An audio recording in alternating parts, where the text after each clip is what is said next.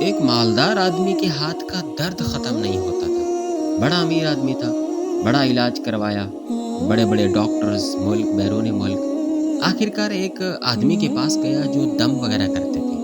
بولا حضور میرے ہاتھ کا درد نہیں جاتا۔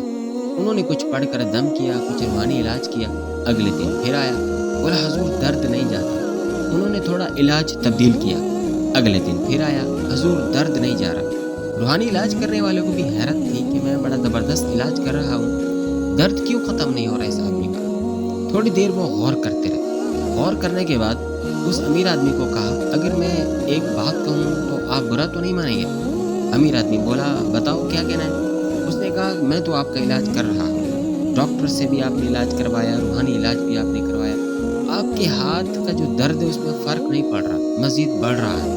میں آپ کو ایک مشورہ دیتا ہوں کہ آپ اپنے ماضی پر غور کریں کہ ماضی میں کوئی ایسا واقعہ تو نہیں ہوا جس کی وجہ سے یہ سب ہو رہا ہے۔ اب یہ امیر آدمی تھا، اس کو بات سمجھ نہیں آئی، الٹا بولنے لگا مولانا اپنا مشورہ اپنے پاس رکھو، تم سے کوئی فرق تو پڑ نہیں رہا، الٹا میرے اوپر ڈال رہے ہو۔ امیر آدمی بڑبڑاتا ہوا چلا گیا۔ تھوڑے دنوں بعد روڈ پر جاتے ہوئے یہ دونوں ایک دوسرے کے آمنے سامنے آ گئے۔ امیر آدمی بھاگا بھاگا اس روحانی علاج کرنے والے کے پاس گیا، بولا حضرت پہچانا؟ وہ بولا ہاں، وہ آپ کے ہاتھ کا درد کا کیا بنا؟ یہ بولا میرے ہاتھ کا درد ٹھیک ہو گیا، چلے مبارک ہو۔ امیر آدمی کہنے لگا آپ پوچھیں گے نہیں کہ ٹھیک کیسے ہوا؟ اب اس نے پوچھ لیا کہ جی کیسے ٹھیک ہوا؟ امیر آدمی نے بتایا اس دن گھر جا کر رات کو میں نے آپ کے مشورے پر غور کیا، کافی دیر غور کیا تو ایک بات یاد آئی۔ بات یہ تھی کہ میری کوٹھی بہت بڑی ہے، جب میں نے اپنا بنگلہ بنوایا تو میری کوٹھی کے ساتھ ایک پلاٹ تھا، میری خواہش تھی کہ یہ پلاٹ مجھے مل جائے۔ اگر یہ پلاٹ مجھے مل جائے گا تو میری کوٹھی یعنی بنگلہ بڑا ہو جائے گا اور خوبصورت بھی۔ وہ پلاٹ کسی بیوہ عورت کا تھا۔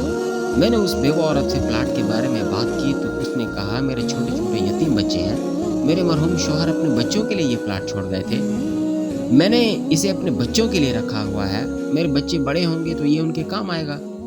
امیر آدمی بتانے لگا کہ بیوہ عورت کا وہ پلاٹ میرے ذہن میں پھنس گیا۔ بیوہ عورت پلاٹ بیچنے کے لیے مان نہیں رہی تھی، میرے پاس پیسے تھے، تعلقات بھی تھے، میں نے اس پلاٹ کی فائل بنوائی اور اپنے نام کرا لیا اور بیوہ عورت کو کانوں کان خبر تک نہ ہونے دی۔ جب پلاٹ میرے نام ہو گیا تو میں نے مزدور لگا کر اپنے گھر کی توسیع شروع کرا دی۔ جب اس عورت کو پتہ چلا تو وہ میرے گھر آتی تھی مگر میں اس کے سامنے ہی نہیں آتا تھا، دور سے دیکھتا تھا وہ بیوہ عورت ہاتھ اٹھا اٹھا کر کچھ بولا کرتی تھی اور میرے گھر کام کرنے والے مزدور اسے دیکھ کر ہنسا کرتے تھے۔ اب مجھے رہ رہ کر وہ بیوہ عورت یاد آنے لگی اور مجھے محسوس ہوا کہ ہو نہ ہو اس بیوہ عورت نے مجھے بددعا نہ دی ہو۔ میں اس بیوہ عورت کو ڈھونڈنے لگ گیا، پتہ چلا کہ بیوہ عورت تو کسی اور شہر چلی گئی ہے۔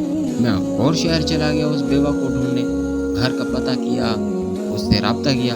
جب اس سے پوچھا تو بیوہ نے کہا کہ ہاں میں نے تیرے لیے بددعا کی تھی، میں بددعا کرتی تھی تیرے ہاتھوں کے لیے جن ہاتھوں سے تو نے میرے یتیم بچوں کی جائیداد پر قبضہ کر لیا۔